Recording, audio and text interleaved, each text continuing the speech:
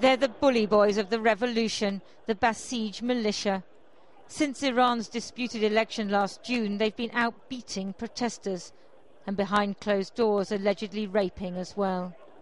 Now Channel 4 News has learnt that not only protesters, but even Basij who refuse to participate in abuses may be subject to similar treatment. The first time they took me for interrogation, they hit me so hard in my left eye that I couldn't see for a while. After the second day I could see a little, but I thought I'd gone blind in my left eye. I still have problems with it. It's never returned to normal. Ali, as we're calling him to protect his identity, was a militiaman.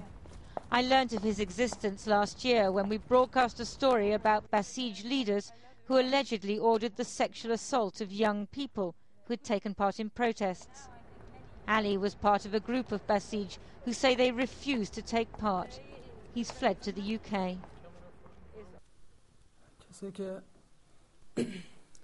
The people were terrified. Some were already injured and their wounds had not been seen to.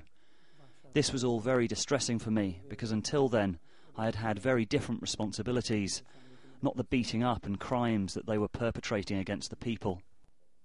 Ali's distress was palpable as he described how he was then arrested and men with their faces covered came to his cell.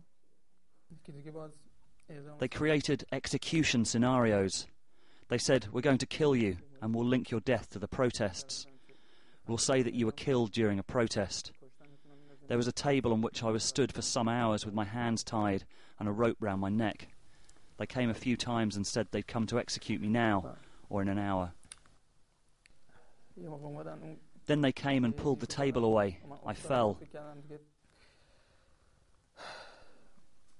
Ali could scarcely speak for tears.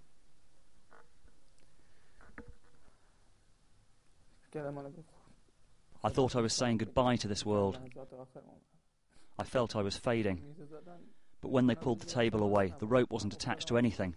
I fell backwards and fainted. When I came to, I was wet. They'd thrown water over me. I vomited. They brought my confession and I signed. Before the UN Human Rights Council in Geneva, the Iranian representative said torture was illegal in Iran. That torture is forbidden by law, by constitution of Iran. Their human rights record, he said, was good. But Ali was at his most distressed when he told me that his cellmate, not a protester but another Basiji from his group, started to shout and was punished with sexual assault. The guards warned him that if he continued this behaviour, they'd make things worse for him.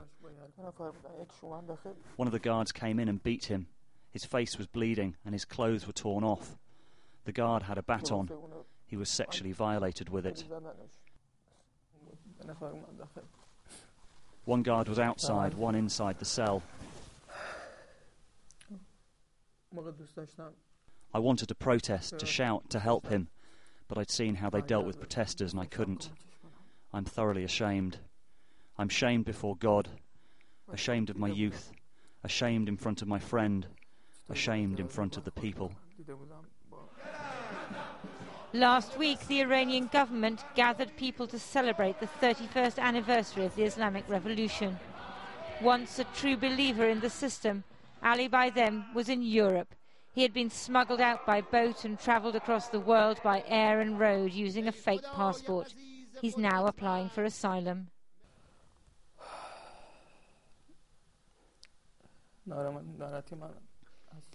I have this terrible feeling of pain that I spent the best years of my life unaware, and they used this. I was a tool for them to reach their objectives. I unwittingly got involved in their plans. I was unknowingly led by them. Their slogan was that we were the force of the people, the eminent ones, that we must lead. We were unaware of what they brought on us. Our thoughts were not our own. Spreading lies. Iran's supreme leader addressed the faithful. He said the post-election protests were the work of Iran's foreign enemies. But from the testimony we've heard, some of those who were once amongst the most fervent believers have turned against the state, which they say has turned against its own people.